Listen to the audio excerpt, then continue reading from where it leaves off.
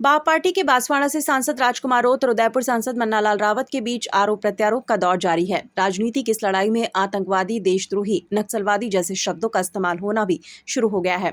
हम आपको बता दें कि आने वाले विधानसभा उपचुनाव भी नजदीक है। ऐसे में ये शब्द बाण और तेज होने की संभावना है।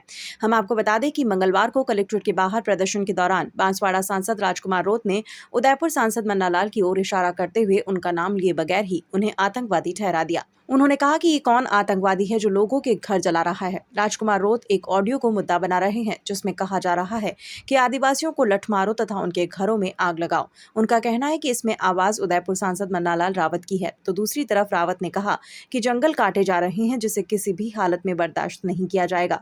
भारतीय जनता पार्टी किसी भी कीमत पर अलगाववादी तत्वों के साथ समझौता नहीं करेगी।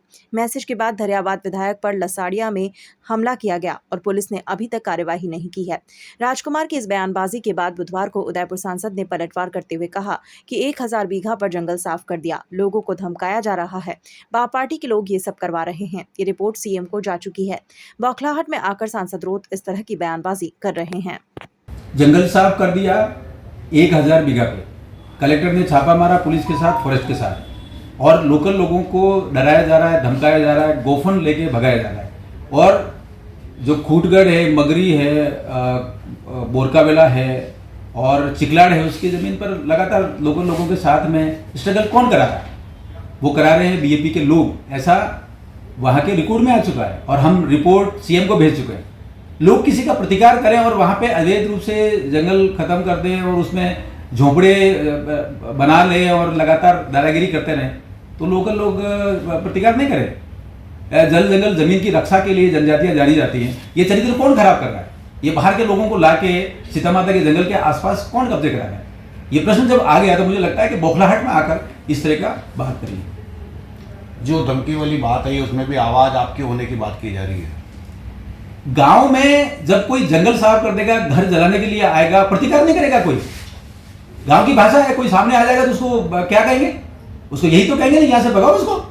ये जो अवैध कब्जा कर रहा है, लोगों के उस पर आ रहा है, लोगों के गेट तक आ गया, तो ये नहीं कहेंगे।